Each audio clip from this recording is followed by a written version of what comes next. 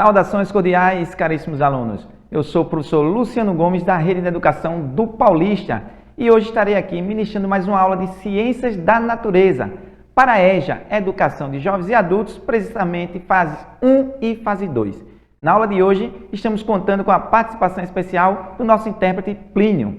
Muito bem, professor, qual é o tema da nossa aula? O tema da nossa aula consiste basicamente em ecossistemas, parte 1. Muito bem, professor, dentro desse tema geral, ecossistema, o que nós iremos estudar hoje? Hoje iremos estudar basicamente, a princípio, uma revisão, fazer um apanhado geral sobre as questões ambientais, sobre o meio ambiente. Em seguida, trarei para vocês alguns conceitos básicos. Posteriormente, iremos trabalhar alguns exercícios, ou seja, algumas atividades. E, por fim, estaremos concluindo a nossa aula com um breve desafio. Muito bem. A priori, eu trago para vocês a seguinte informação. Precisamente no dia 5 de junho de cada ano, comemora-se o Dia Mundial da Ecologia e do Meio Ambiente. Muito bem. Ô professor, por que se comemora o Dia Mundial da Ecologia e do Meio Ambiente? Muito bem. Há aproximadamente 50 anos, foi determinado aí o Dia Mundial do Meio Ambiente. E qual foi o objetivo, professor, de se determinar um Dia Mundial para o Meio Ambiente? Então, como objetivo principal, foi o seguinte, conforme nós podemos verificar, visualizar aqui em nosso slide. Então, o objetivo principal foi o objetivo de despertar a consciência internacional quanto às gravidades dos problemas ecológicos. Muito bem. Então, desde aquela época, na realidade, desde os tempos remotos, o mundo já enfrenta problemas ambientais, problemas ecológicos. E daí foi pensado em um grupo de pesquisadores e diversas outras entidades em criar o Dia Mundial do Meio Ambiente para se tratar de uma forma mais severa essas questões ambientais. Então, o Dia Mundial do Meio Ambiente é um dia específico no qual a gente faz análise de dados estatísticos, observa as questões ambientais no mundo e traça estratégia, traça alternativas que viabilizam as questões ambientais, sempre trazendo a consciência e a sensibilização das pessoas. Porque são duas palavras que têm significados diferentes: conscientização ambiental e sensibilização ambiental. Eu costumo dizer que muitas vezes as pessoas elas estão conscientes dos problemas ambientais, porém pouquíssimas pessoas estão sensíveis à causa. Por exemplo, eu estou consciente se eu jogar algum material plástico ou outro material de outra natureza nas vias públicas, poderá trazer problemas ambientais, como, por exemplo, entupimento aí dos canais de drenagem. Muito bem. Porém, eu posso não estar sensível à causa e jogar de qualquer forma. Então, é preciso trabalharmos as questões de conscientização ambiental e sensibilização ambiental. Por isso, no dia 5 de junho de cada ano, comemora-se o Dia Mundial da Ecologia e do Meio Ambiente, onde são tratados com mais atenção, com mais rigor, com mais severidade as questões ambientais.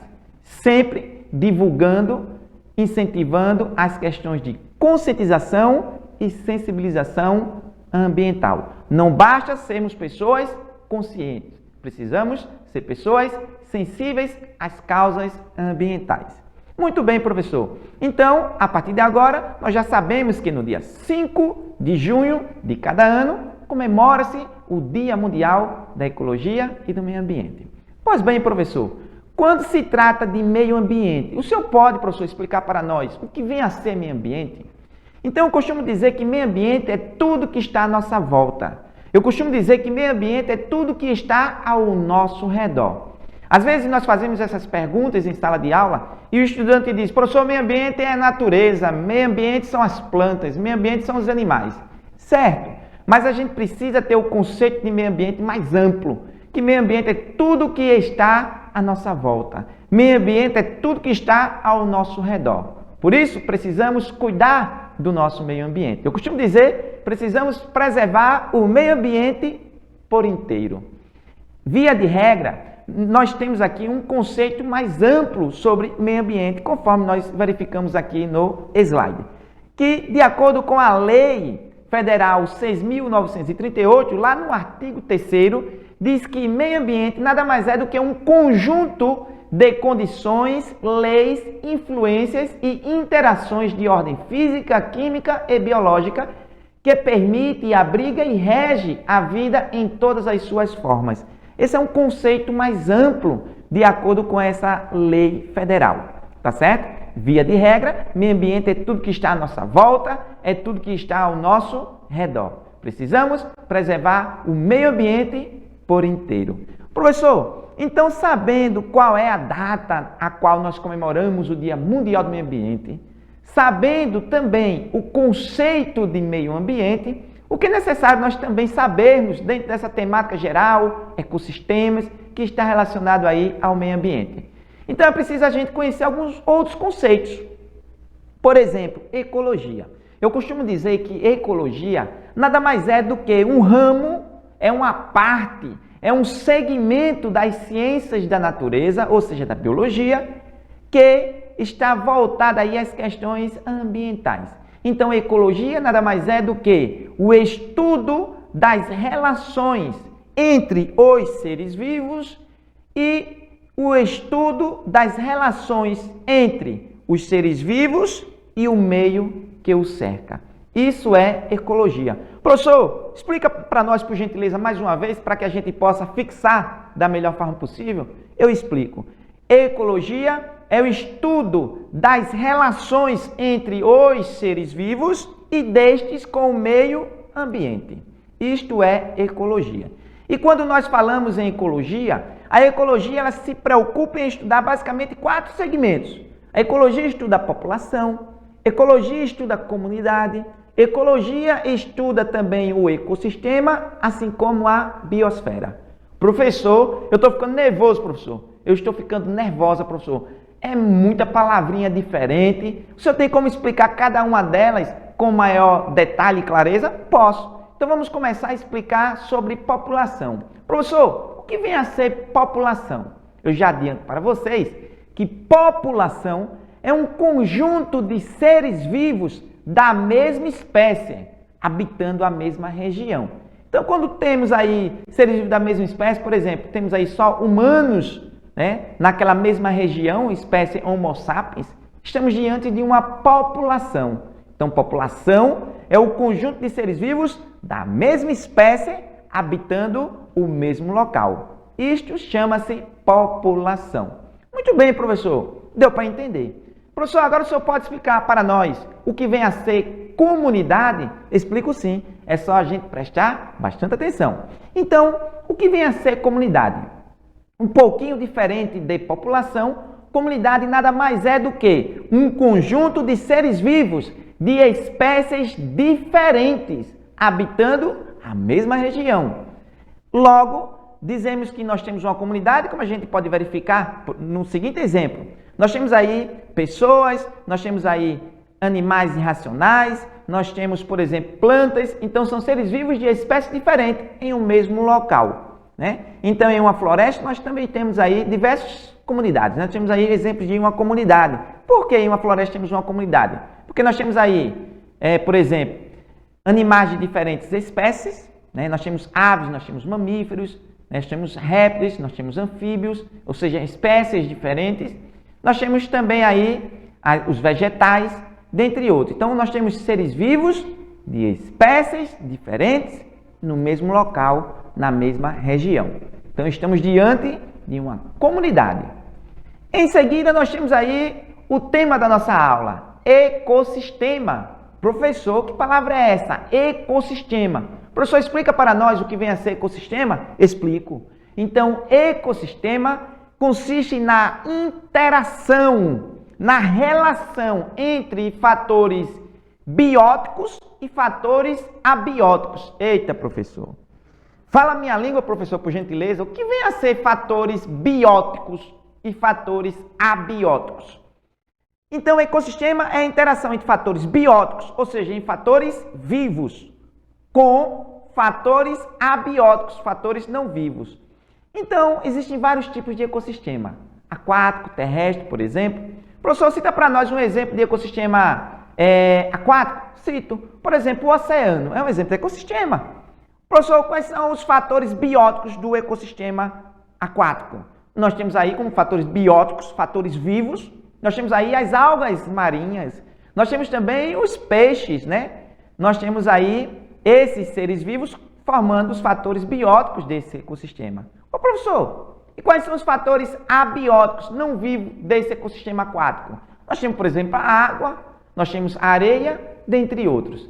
Então, resumindo, ecossistema é um conjunto de fatores vivos e não vivos, ou seja, é a interação entre fatores bióticos e fatores abióticos. Professor, e o conjunto de todos os ecossistemas? O que forma? O conjunto de todos os ecossistemas forma a chamada biosfera. Então, biosfera nada mais é do que o conjunto de todos os ecossistemas. Ok, professor? Então, na aula de hoje, até agora, nós já vimos qual é a data que se comemora o Dia Mundial da Ecologia e do Meio Ambiente, que é o dia 5 de junho. Nós vimos também o que é meio ambiente, o conceito de meio ambiente. E o senhor falou, professor, que meio ambiente é tudo que está à nossa volta, é tudo que está ao nosso redor. Precisamos preservar o meio ambiente por inteiro. Em seguida, professor, o senhor trouxe o conceito de ecologia, dizendo para nós que ecologia é o estudo das relações entre os seres vivos e destes com o meio. Posteriormente, professor, o senhor falou para nós que a ecologia estuda população, comunidade, ecossistema e biosfera. Professor, o senhor pode relembrar para nós o que é população? Posso. População é um conjunto de seres vivos da mesma espécie, habitando a mesma região. Comunidade, por sua vez, é um conjunto de seres vivos de espécies diferentes, habitando a mesma região.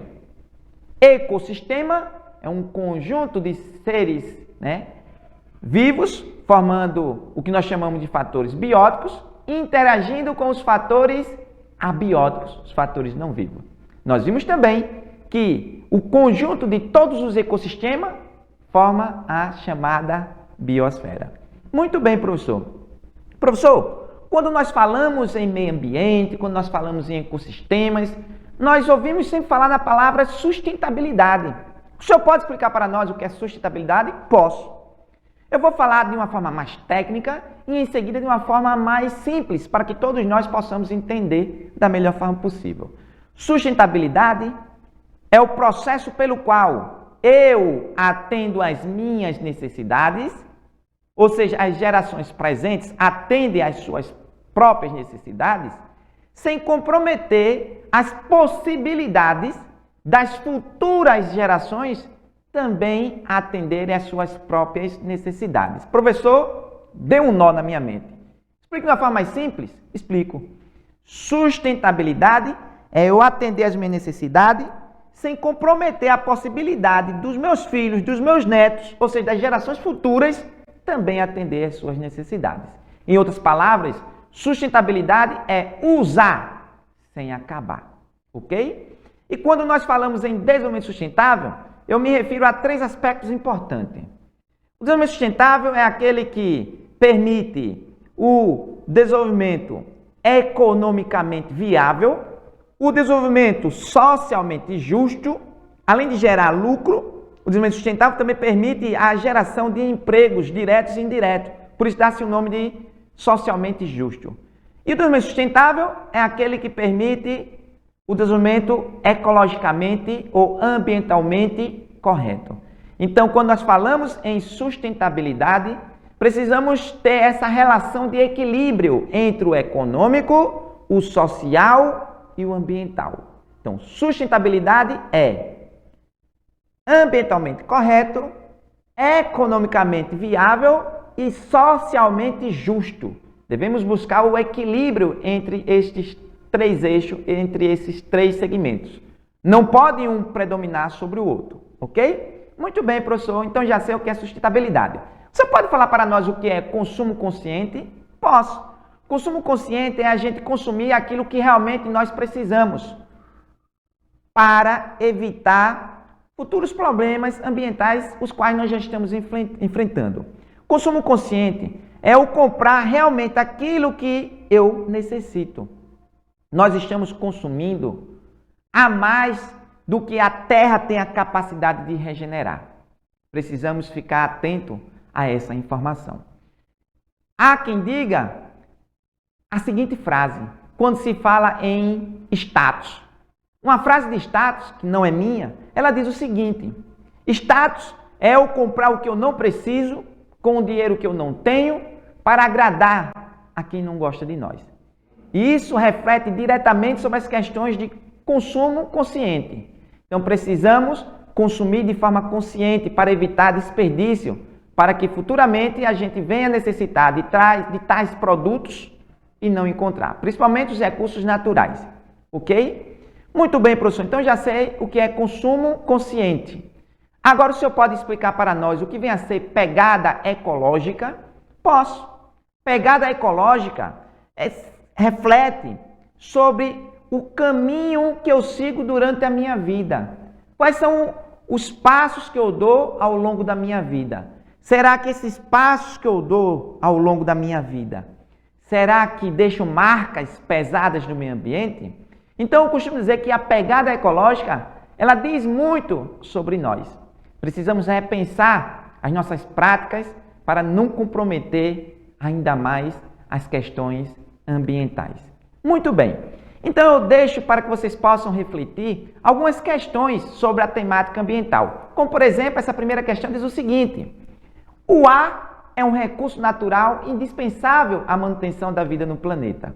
No entanto, a ação humana tem colocado a sua disponibilidade em risco. Assinale a atividade humana que não intensifica a poluição do ar. Só uma informação, pessoal.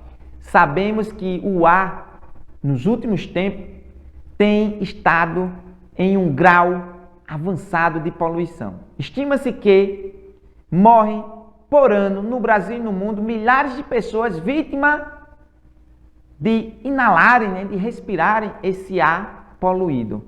Muitas doenças que eram comuns em pessoas fumantes, em fumantes ativos ou passivos, hoje são comuns em pessoas que nunca fumaram devido ao ar estar poluído. Então, é uma questãozinha interessante para que vocês possam analisar com os seus professores e responder.